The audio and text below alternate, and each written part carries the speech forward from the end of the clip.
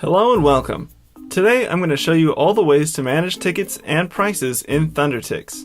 ThunderTix offers many ticket options, including imposing sales tax, capacities by ticket type, order limits, automatic price changes, and pricing by specific dates and times, or by reserved seating sections.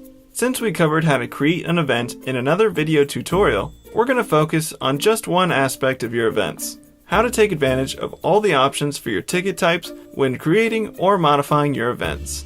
Let's discuss the basics of managing ticket prices. When you create an event, you enter your ticket type names, along with their prices and more. To get started, select the event that you would like to modify and click the Manage button. This will bring you here, where you can dive right into managing our tickets and prices. Select the date and time that you would like to manage by clicking here or here, and we'll be brought to this page, where we can manage all of the ticket information.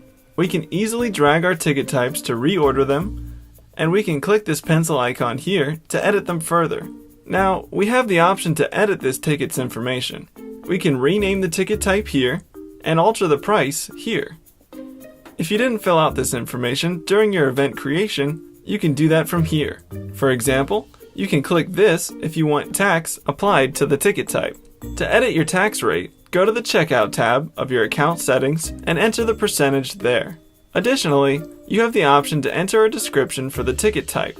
Customers will see the description beneath each ticket name. This helps customers fully understand the type of ticket that they're purchasing.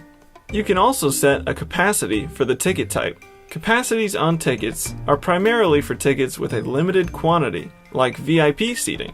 If you have a single ticket type, the capacity field should be left blank, since the capacity will be controlled from the event. We cover setting event capacities in our event tutorial. Next, you can limit how many of this ticket type a single customer can purchase per order. This is more commonly used by venues with member-only events. For example, a member may be limited to bringing a single guest, so you would create a guest ticket with a maximum purchase quantity per order of 1. This field should not be used unless you have restrictions on individual ticket types as just described. This should not be confused with event order limits, which limit the total purchase quantity of all ticket types combined in an order. We cover setting order limits on the event in our event tutorial. Further to the right, you'll see the visibility button, which allows you to restrict tickets for private, in-house use only. The default is public, but some organizations set this for private group pricing, member pricing, or comps. Even if you're not ready to release the event to the public yet, the tickets should still be set as public, because you control the visibility of the event through the Visibility tab in the Events settings, as covered in our Events video.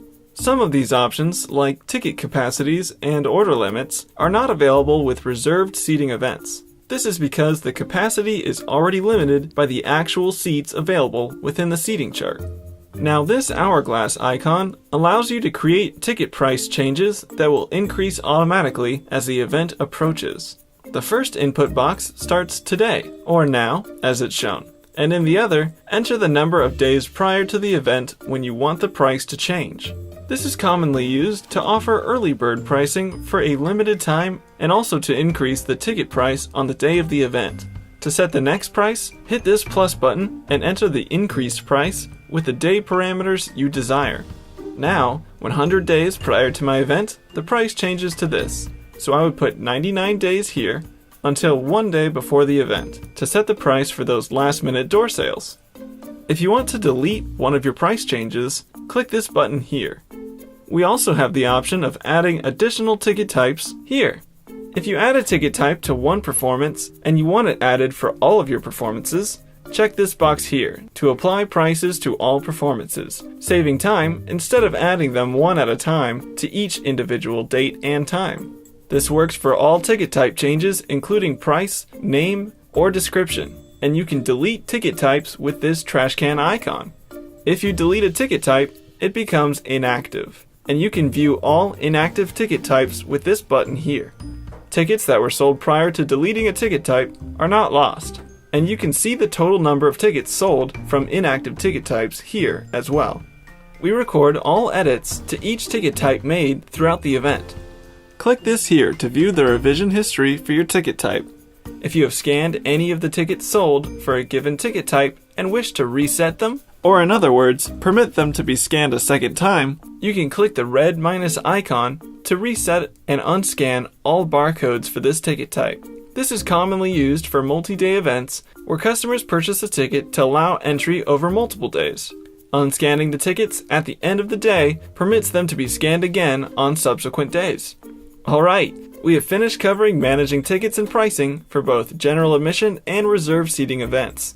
If you have any more questions, be sure to take a look at our other tutorial videos, how-to guides, and visit our support forum. Thank you for watching.